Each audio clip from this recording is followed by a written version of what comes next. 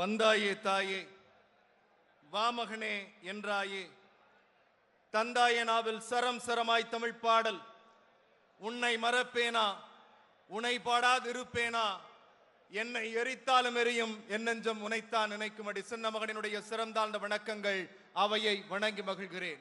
மண்டியிட்ட சாவர்கர் கும்பல் ராமன் சாமி என்கிற பெயரால் விழா எடுக்கிறார்கள். ஆனால் ராவண பட்டாளத்தின் கூட்டம் ராமசாமியின் பெயரால் ராமசாமி பேரன் உதயநிதி ஸ்டாலின் நடத்துகிற சுயமரியாதை மாநாட்டிற்கு வந்திருக்கிற உங்கள் அனைவரையும் வரவேற்கிறேன். நண்பர்களே, 100 ஏக்கர் நிலம், மாநாட்டினுடைய பிரம்மாண்டம், இளைஞர்கள் ஒன்று திரளுங்கள், மாநில சுய உரிமையை மீட்டெடுப்போம் என்று எம் இயக்கத்தின் எதிர்காலம், நாளைய இயக்கத்தின் தலைவர் அண்ணன் உதயநிதி ஸ்டாலின் ஏறக்குறைய ஓராண்டு காலம் உழைத்து இந்த மாநாட்டை உருவாக்கி இருக்கிறார். இந்த மாநாட்டில் முற்றிலும் இளைய தலைமுறை, இதோ வந்துவிட்டது இளைஞர் பட்டாளம் உம்மை தாங்கி பிடிக்க என்று நாம் கொண்டாடுகிற நேரம் இந்த நேரம். மாண்பிற்குரிய பொதுச் செயலாளர் அமர்ந்திருக்கிறார், கழகத்தினுடைய துணை பொதுச் செயலாளர் அமர்ந்திருக்கிறார், இந்த மாநாட்டினுடைய ஒருங்கிணைப்பாளர் மாண்பிற்குரிய அண்ணன், மாநாடு என்றாலே அண்ணன் நேரு அவர்களுடைய பெயர்தான் என்னாலும் நிலைத்து நிற்கும். நான் பின்னால் உட்கார்ந்து கொண்டு அவர் முன்னால் உட்கார்ந்து இருந்தார். நான் பார்த்த செய்தியை பகிர்கிறேன். அவர் காலில் அணிந்திருக்கிற செருப்பை பார்த்தேன், அவர் காலில் அணிந்திருக்கிற செருப்பை பார்த்தேன். இந்த 100 ஏக்கரில் நடந்து நடந்தே அவருடைய செருப்பு தேய்ந்திருக்கிறது நண்பர்களே.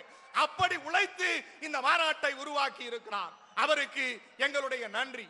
நண்பர்களே, எனக்கு கொடுத்திருக்கிற தலைப்பு அவதூறுகளை அடித்து நொறுக்கும் கழகம். எனக்கு கொடுத்திருக்கிற தலைப்பு அவதூறுகளை அடித்து நொறுக்கும் கழகம். நாளைக்கு வரப்போகிற ஒரு அவதூறு செய்தியை இப்போதே சொல்லிவிடுகிறேன். நாளைக்கு வரப்போகிற ஒரு தலைப்பு செய்தி அவதூறை இப்போதே சொல்லிவிடுகிறேன். தினமலர் என்கிற ஒரு பத்திரிகை நாளைக்கு முதல் பக்கத்தில் ஒரு படம் போடும். காலை 6 மணிக்கு மாநாட்டுக்கு வெளியில் ஒரு புகைப்படத்தை எடுத்து பாருங்கள், திமுக மாநாடு டனால் பனால் காலி நாற்காலி என்று எழுதுவான். மூளைக்குள்ளே மலம் வைத்திருக்கிறவர்களுக்கு எத்தனை முறை சொன்னாலும் தோழர் பத்தாது. நாங்கள் அவதூறுகளை அடித்து நொறுக்குவதற்கு எங்கள் இளைஞர் படை இருக்கிறது. வரலாற்றுடைய பின்பக்கங்களுக்கு நான் போய் பார்க்க எத்தனிக்கிறேன். வரலாற்றுடைய பக்கங்கள், பொதுச் செயலாளர் உட்கார்ந்து இருக்கிறார். இந்த என்னுடைய வயதிற்கு மேற்பட்ட 2 வயது அனுபவம் உடையவர் இந்த இயக்கத்தில். பேரறிஞர் அண்ணா 1949 செப்டம்பர் 18 மாலை பேசுகிற போது சொன்னார், நான் இங்கே நடப்போகிறது ஒரு ஒட்டு மாஞ்செடி. இந்த ஒட்டு மாஞ்செடி வளரும், கிளை விடும், பூக்கள் பூக்கும், கிளைகள் விட்டு இலைகள் வரும், காய்கள் வரும், கனிகள் வரும். ஆனால் அந்த கனிகளை ஒன்று புசிப்பதற்கு நானோ என் தம்பி கருணாநிதியோ இங்கே இருக்க மாட்டோம். ஆனால் இந்த நட்டப்போகிற அந்த மாமரத்தின் கீழ் தமிழினம் தன்மானத்தோடு வாழும். அந்த வாழ்க்கை பிடிக்காமல் ஆரிய பார்ப்பன கூட்டம் அந்த மரத்தின் மீது கல்லெறியும் என்று அண்ணா கழகம் தொடங்குகிற போதே ஆரிடம் சொன்னார். ஆகவே தான் நாங்கள் இன்றைக்கு கல்லடிபட்டுக் கொண்டிருக்கிறோம். தந்தை பெரியார் இந்த இயக்கத்தை தொடங்குகிற போது சொன்னார்கள், தந்தை பெரியாரின் மீது சுமத்தப்பட்ட அவதூறுகள். அதற்கு பிறகு பேரறிஞர் அண்ணா இயக்கம் கண்டார், மாநில சுயாட்சி பேசினார். அண்ணாவை என்னவெல்லாம் விமர்சனம் செய்தார்கள். அண்ணாவை இந்த இயக்கத்தில் இருக்கிற தலைவர்களுடைய கொள்கைகளை எவனும் விமர்சனம் செய்துவிட முடியாது. ஆனால் எல்லோரையும் தனிநபர் தாக்குதல். அண்ணா தேர்தலில் நிற்கிறார், அண்ணா தேர்தலில் நிற்கிறார். அன்றைக்கு இருந்த காங்கிரஸ்காரர்கள் வேசியின் மகன் தேர்தலில் போட்டியிடுகிறார் என்று போட்டபோது அண்ணா சொன்னார், அண்ணா கொதித்தெழுந்தார்கள் தொண்டர்கள், போனார்கள், போய் நின்றார்கள், நின்று சொன்னார்கள், அண்ணா உன்னை வேசி மகன் என்கிறார்கள், எங்களுக்கு கொந்தளிக்கிறது என்று சொன்னபோது அண்ணா சொன்னார், அந்த இடத்தில் போய் ஒரு விளக்கை பற்றவை, மக்கள் எல்லோரும் பார்க்கட்டும், அவர்கள் லட்சணம் அங்கே தெரியும் என்று அவதூறுகளுக்கு பாடம் கற்பித்தவர் இந்த இயக்கத்தின் தந்தை பேரறிஞர் அண்ணா. நாங்கள் அதையும் படித்திருக்கிறோம். அண்ணாவிற்கு பிறகு நான் கால ஓட்டத்தில் மிக விரைவாக நகருகிறேன், நேரம் குறைவு, இன்னும் மூத்த தலைவர்கள் பேச இருக்கிறார்கள். நண்பர்களே, இந்த இயக்கத்தில் நான் இந்த நேரத்தில் ஒருவரை நினைவு கூற வேண்டும் என்று சொன்னார், இந்த இடத்தில் ஒருவர் இருக்க வேண்டும் என்று எத்தனித்தால் அவர் நம் உயிரெல்லாம் நிறைந்திருக்கிற முத்தமிழறிஞர் டாக்டர் கலைஞர் அவர்கள் தான் இந்த இடத்தில் அமர்ந்திருக்க வேண்டும். அப்படி அவர் அமர்ந்திருந்தால் என்ன செய்திருப்பார், என்ன செய்திருப்பார்?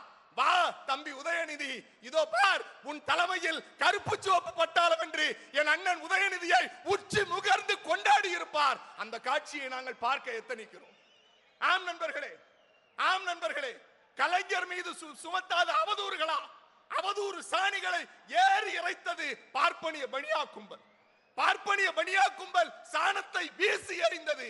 ஆனால் கலைஞர் சொன்னார், கலைஞர் சொன்னார், வசவாளர்கள் வாழ்க, வசவாளர்கள் வாழ்க, நீங்கள் எங்கள் மீது எத்தனை அவதூறை வேண்டுமானாலும் சொல்லுங்கள், ஆனால் நான் அந்த அவதூறுகளை எனதாக்கி கொண்டு இந்த தமிழ் சமூகம் தலை நிறுவதற்கு என் உயிர் உள்ளவரை போராடுவேன். தமிழர்களே, தமிழர்களே, நீங்கள் என்னை தூக்கி கடலில் போட்டாலும் உங்களை சுமக்கிற கட்டுமரமாகத்தான் இருப்பேன் என்று சொன்னது நம்முடைய முத்தமிழறிஞர் கலைஞர்.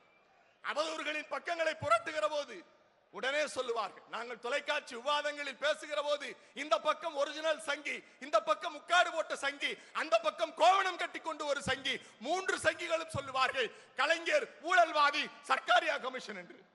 இன்றைக்கு நாம் சந்திக்க போகிற தேர்தல் காலம் இது. நம் மீது வருகிற சுமைகளுக்கு பதில் சொல்ல வேண்டிய பொறுப்பு நம் இளைஞரினருக்கு உண்டு. சர்க்காரியா கமிஷனில் விஞ்ஞான ஊழல் என்று இந்த பாஜக சங்கி RSS கும்பல் பரப்பும். நீங்கள் நெஞ்சை நிமிர்த்தி சொல்லுங்கள், நெஞ்சை நிமிர்த்தி சொல்லுங்கள். சர்க்காரியா கமிஷனுடைய அறிக்கையில் மானரோஷம் உள்ளவன் எவனாவது இருந்தால் விஞ்ஞான ஊழல் என்கிற ஒரு ஒற்றை வரியை காட்டு, நான் இந்த இயக்கத்தை விட்டு போகிறேன் என்று சவால் விடுங்கள். அப்படி எந்த இடத்திலும் சர்க்காரியா கமிஷனில் இல்லை நண்பர்களே, சர்க்காரியா கமிஷனில் இல்லை. வந்தார், அதில் வந்தார், இதில் வந்தார், எந்த இடத்திலும் என் தலைவன் யாருக்காகவும் தன்மானத்தை விட்டுக் கொடுக்கவில்லை. கலைஞர் தாங்கிய அவமானங்கள், அவதூறுகள் எல்லாம் இந்த தமிழ் சமூகம் தன்மானத்தோடு வாழ வேண்டும் என்பதற்காகத்தான். கலைஞரின் காலத்தை மிக வெகுவாக கடந்து போகிறேன்.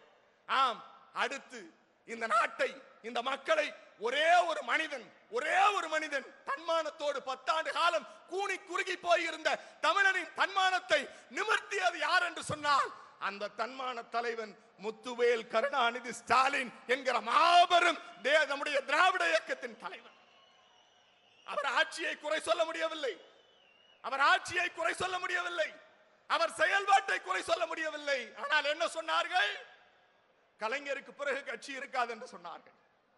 கலைஞருக்கு பிறகு கட்சி இருக்காது என்று சொன்னார்கள்.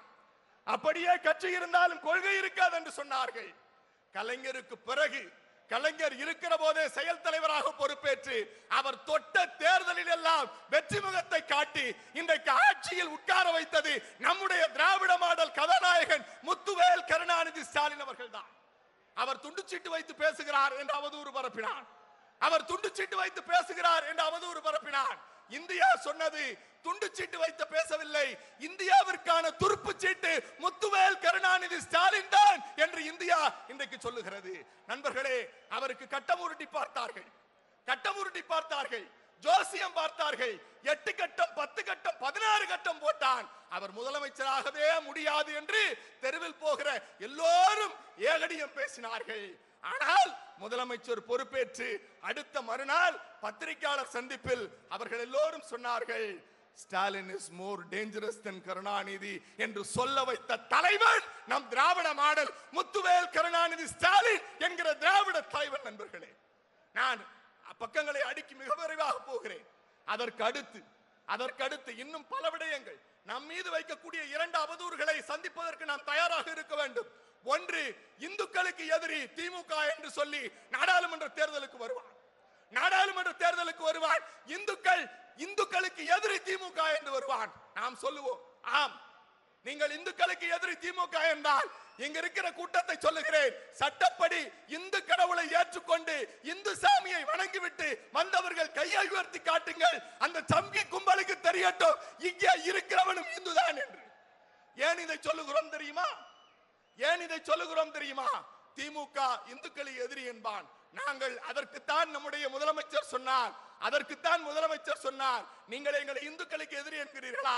இந்து அறநிலையத்துறைக்கு சேகர் பாபு என்கிற பக்தி பலத்தை இந்த அறநிலையத்துறை அமைச்சராக உட்கார வைத்து 1000 கோயில்களுக்கு 1.5 ஆண்டு காலங்களில் குடமுழுக்கு நடத்தியது திராவிட மாடல் இந்துக்களுக்கான ஆட்சி என்று நீங்கள் சொல்லுங்கள், நீங்கள் சொல்லுங்கள்.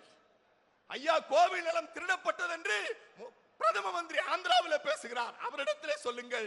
திராவிட மாடல் ஆட்சி வந்ததற்கு பிறகுதான் திராவிட மாடல் முதலமைச்சர் வந்ததற்கு பிறகுதான் பாஜக காரன் கொள்ளையடித்து வைத்திருந்த 5000 கோடி ரூபாய்க்கான நிலங்கள் மீட்கப்பட்டு இன்றைக்கு அரசாணை பிறப்பிக்கப்பட்டு அரசு கருவூலத்தில் இருக்கிறது. 5000 கோடி நிலம். இன்றைக்கு தான் கடவுள்கள் எல்லாம் கருவறையில் பத்திரமாக இருக்கிறார்கள். அதையும் சொல்லுங்கள். இரண்டாவது, நம் மீது ஊழல் கரை சொல்லுவான். ஊழல் கரை என்பது பாஜக நீதித்துறைக்கு பின்னால் முன்னால் என்கிற அந்த வரலாற்று பக்கத்தை எடுத்து பதிவிடுங்கள் நண்பர்களே. நிறைவாய் ஒரு அவதூறுக்கு வருகிறேன். நம்முடைய இளைஞரணி செயலாளர் அண்ணன் உதயநிதி ஸ்டாலின்,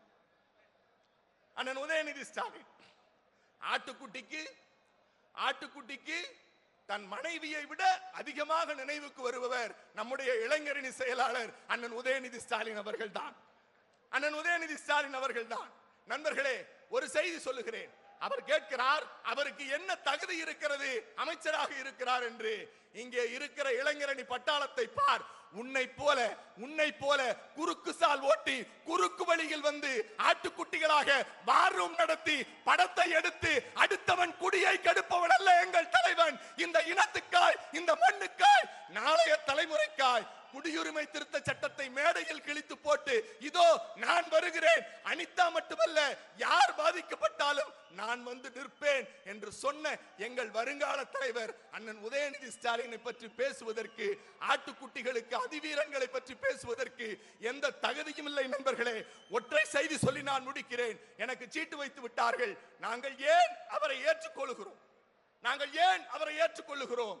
அவர் ஒரே ஒரு செய்தி சொன்னார். சாவர்கர்கள் நீதிமன்றத்தில் மன்னிப்பு கேட்டார்கள். ஆனால் சனாதனம் குறித்து பேசிய போது நீதிமன்றத்துக்கு வழக்கு போனது. அண்ணன் உதயநிதி ஸ்டாலின் நீதிமன்றத்திற்கு வந்தார். அந்த நீதிமன்றத்தில் அவர் சொன்ன வாக்குமூலம் என்ன தெரியுமா? இளைஞர்களை தெரிந்து கொள்ளுங்கள். At this juncture, it is crucial to point out that Tamil Nadu is a land where the bungle of social justice sounded and lowest 20th century. The iconic leaders of Thandai Periyar, Peraringer Anna, Muthamilaringer Kalaignar, M.K. Stalin, my beloved leader, even at this juncture, a national level leader, Baba Saheb Ambedkar, fought for the social justice to eradicate this Sanathan. I will follow up என்று சொன்னார். நண்பர்களே, தந்தை பெரியார் பேசியதை, அண்ணா பேசியதை, கலைஞர் பேசியதை, முத்துவேல் கருணாநிதி ஸ்டாலின் பேசிய சனாதன ஒழிப்பை நான் பேசுவேன், பேசிக் கொண்டிருப்பேன், என்னாலும் பேசுவேன் என்று சனாதனத்தின் வேரறுக்க இந்த திராவிட சமூகத்திற்கு நம்முடைய முத்துவேல் கருணாநிதி ஸ்டாலின் அவர்கள் கொடுத்திருக்கிற மாபெரும் கொடை நம்முடைய அண்ணன் உதயநிதி ஸ்டாலின். அவர் கரத்தை வலுப்படுத்துவோம். வெல்க திராவிடம், வாழ்க அண்ணன் முத்துவேல் கருணாநிதி ஸ்டாலின் அவர்கள் புகழ் என்று சொல்லி வாய்ப்பளித்தமைக்கும் வாய்மொழி கேட்டமைக்கும் நன்றி பாராட்டி விடைபெறுகிறேன். நன்றி, வணக்கம்.